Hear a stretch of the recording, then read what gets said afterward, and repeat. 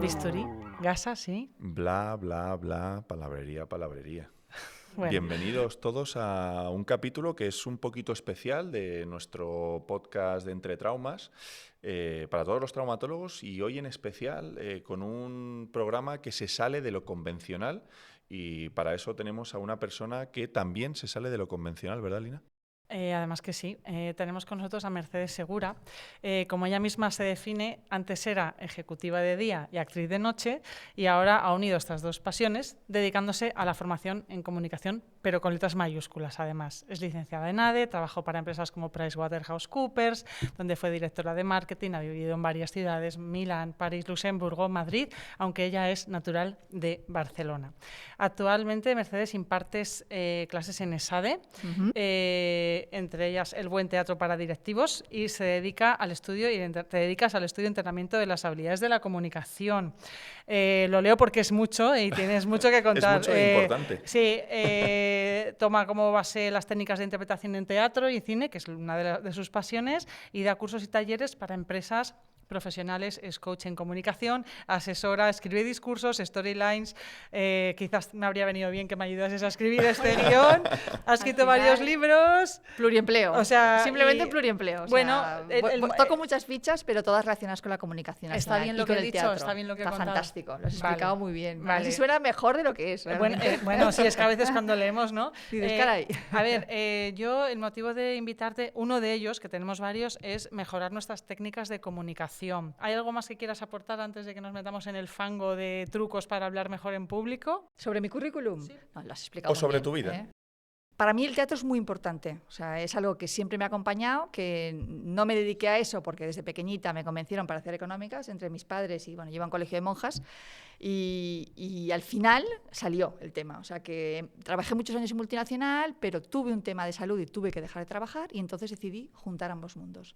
Y me he formado como actriz, he estudiado a los 3 años en Nancy Tuñón, en una Academia de Arte Dramático de Barcelona y siempre me he seguido formando. Entonces, son dos mundos que parecen alejados, pero que al final yo los he juntado y he conseguido, con algo que disfruto muchísimo, pues ayudar a los demás. O sea, que estoy contenta. Yo creo que las pasiones no se pueden esconder. No, acaban saliendo, ¿verdad? Acaban saliendo bajo la alfombra, acaban ¿no? saliendo, eso O sea, es así. ¿no? Sí, o sea, es que creo que al final lo que nos gusta lo acabamos mezclando Sí. con lo que sea que nos hayamos dedicado para ganarnos la vida. Sí, porque ¿no? siempre lo tienes ahí y dices, en algún momento saldrá. Y en cuanto pude, mira, encontré el huequecillo. Totalmente. Y al final me acabé metiendo en el mundo del teatro y acabé conociendo a gente de ese mundo y he producido teatro también. Ah, sí. Sí, he producido alguna obra y he dirigido alguna obra. O sea que siempre he intentado. Bueno, es que estoy como dividida en dos. Siempre tengo un lado, ¿no? En el lado empresa y un lado en el teatro, ¿no? La verdad que la mezcla entre las dos es una mezcla que, producto del currículum que tienes, parece una mezcla bastante buena, ¿eh? Sí, mira, a mucha gente le resulta rara al principio, de hecho, sobre todo en el lado de la empresa, ¿no? Claro. Esta es la rarita, Como ¿no? raro, ¿Qué hace ¿no? esta? Es como raro, ¿esta qué hace? Uh-huh. Pero luego cuando lo explicas y sobre todo cuando trabajas con la gente, con los no actores, trabajas las técnicas de la actuación, le ven todo el sentido. Dicen, claro, es que me paso el día comunicando, las necesito. Claro, o sea, nosotros como médicos, aparte de nuestro trabajo con los pacientes, ya desde la universidad estamos expuestos a tener que hablar en público, hacer presentaciones. Claro. ¿Tú crees que necesitaríamos una formación específica para esto en la carrera? ¿Crees que vendría bien? Nos iría mal, nos iría mal. De hecho, cada vez más me están llamando médicos. Y yo creo que es algo que antes no ocurría y que ahora vosotros os pasáis el día comunicando. Uh-huh. O sea, tenéis una cantidad de conocimientos y unos conocimientos muy técnicos, muy complejos, digámoslo así, para el profano, para el que no tiene ni idea, que es la mayoría de la población, toda la población que no se dedica a la salud. Y tenéis que al final descender y comunicar, con lo cual yo creo que todo el mundo tendría que hacer un poquito de comunicación, pero también los médicos, porque os pasáis el día hablando. Qué importante es eso, ¿no? Que hacer que te entiendan.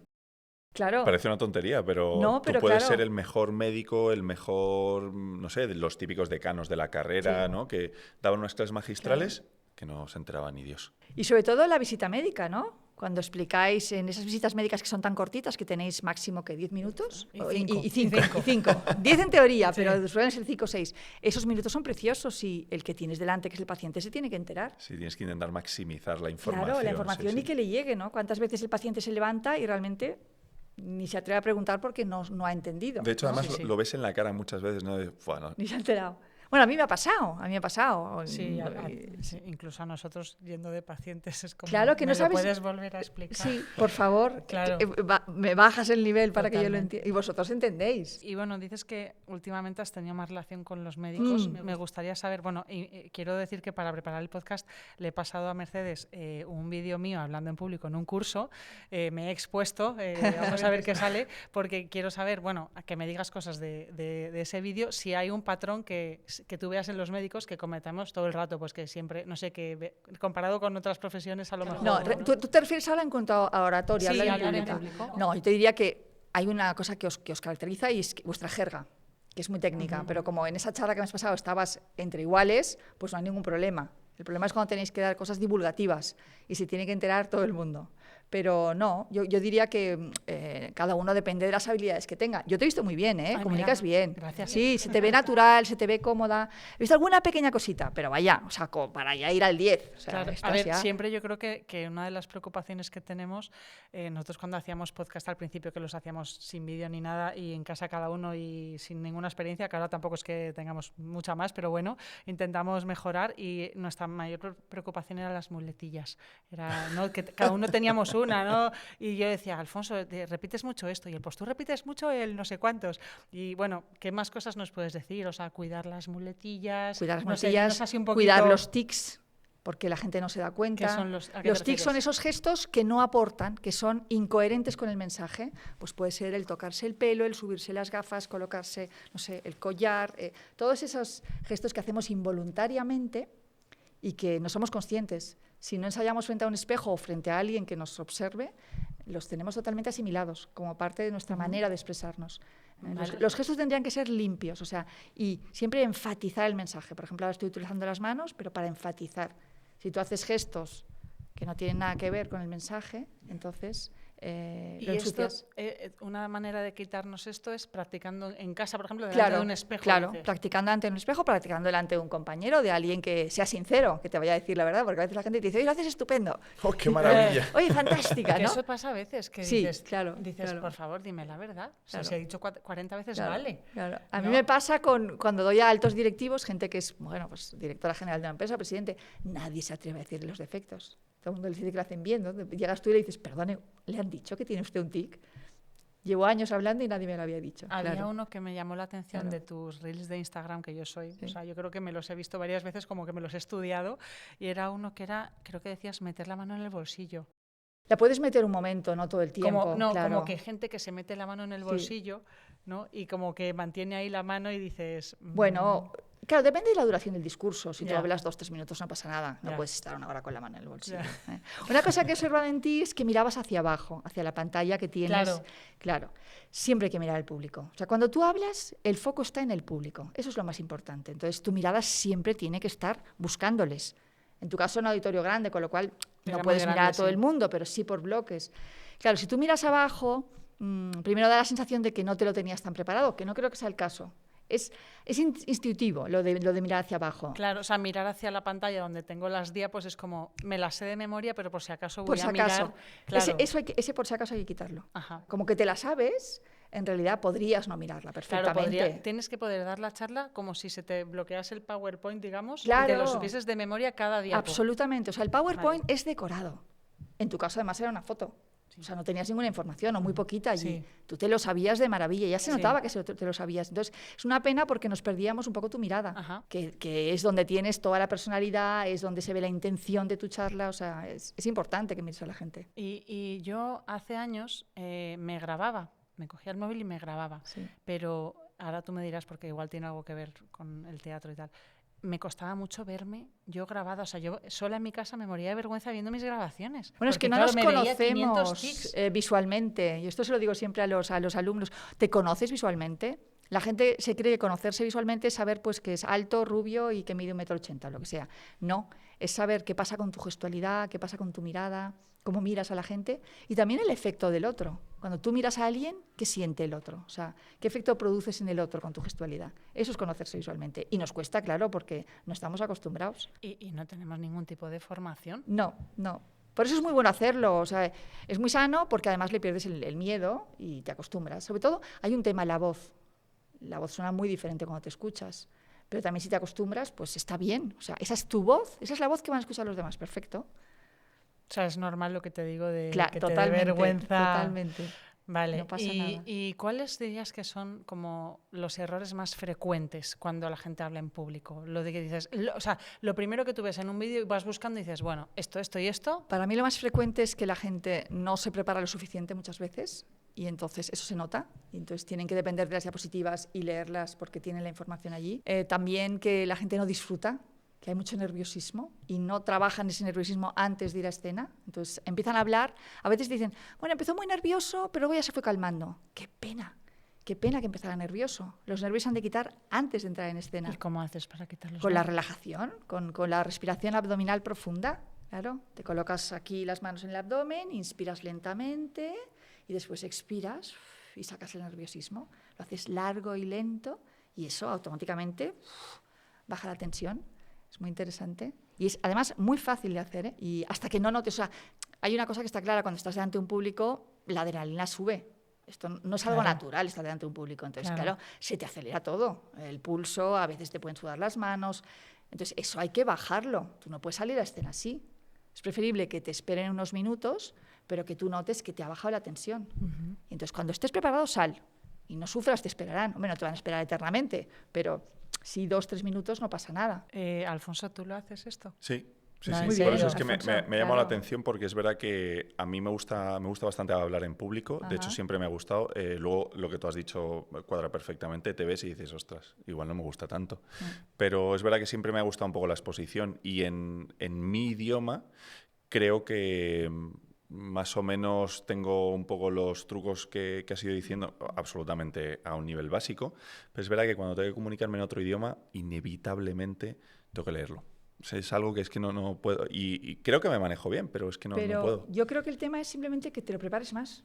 Sí, no, claro, es que cuando indudablemente. hablas en otro idioma es más complicado. Sí. Yo no tengo ningún pudor en decirlo. Cuando doy clases en inglés, he dado durante años clases de marketing, por ejemplo, en la universidad para la que trabajo, las frases me las preparaba. O sea, no te preparas una clase de 4 horas, claro, no la puedes memorizar entera.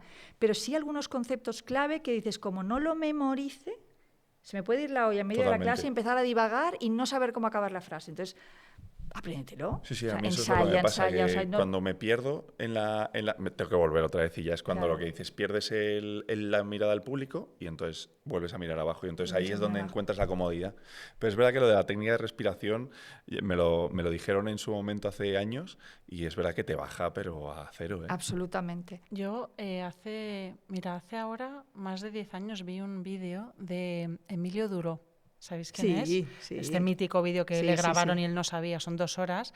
Y bueno, aparte de que me cambió muchas cosas a nivel personal, de consejos que daba para la vida, había una cosa que decía para antes de salir a hablar, que era como que él se echa como los brazos para atrás, saca pecho, y entonces tira la cabeza y es como, ¡yo puedo! Entonces, antes de hablar, bueno, como, claro que sí. yo puedo hacer esto, porque muchas veces, antes de hablar, dices, joder, si me preguntan algo que no me sé, o si me quedo en blanco. Esas son las vocecitas. Mira, siempre les digo a los clientes o a los alumnos, tenemos 2 vocecitas. El demonio, que nos dice cosas negativas, y el angelito, que nos ayuda. Entonces, hay que intentar callarle.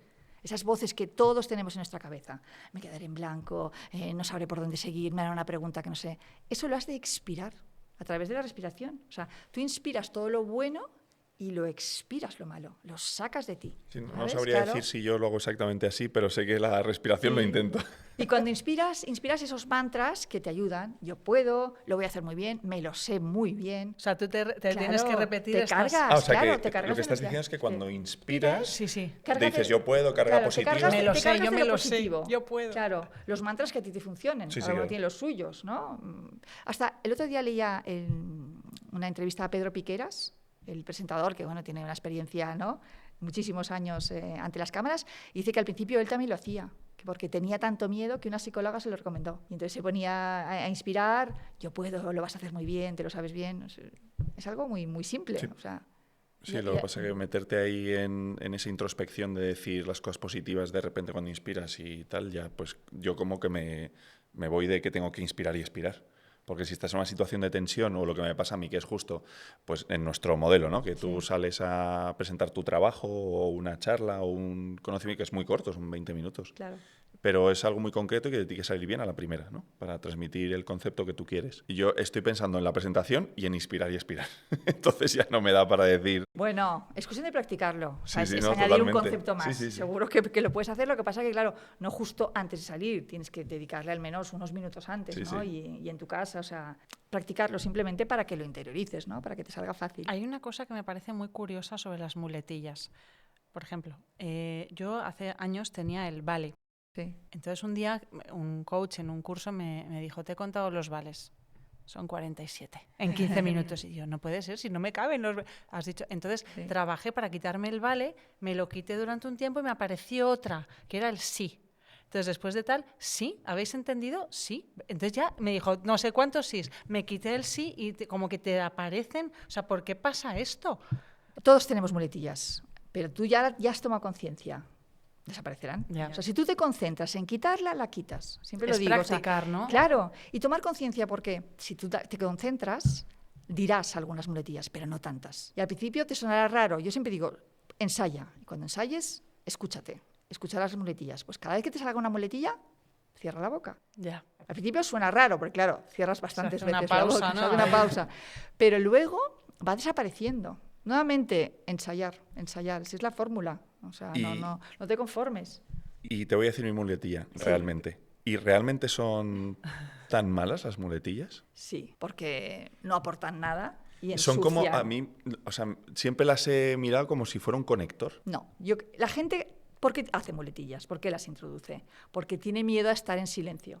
Porque considera que cuando está pensando en qué tengo que decir o entre frase y frase, es preferible decir una muletilla que no decir nada. Ya. Y es lo contrario, no pasa nada por estar en silencio delante del público. Es una señal de fortaleza, de que puedes estar aquí delante de la gente sin decir nada. Entonces las muletillas ensucian, o sea, son palabras vacías, realmente no aportan nada. No. No, yo pensaba que eran un poco más, pues eso, como conectores entre una parte y Bueno, otra. el realmente puede tener un significado. No, pues entonces sí, no es una yo lo muletilla. utilizo como...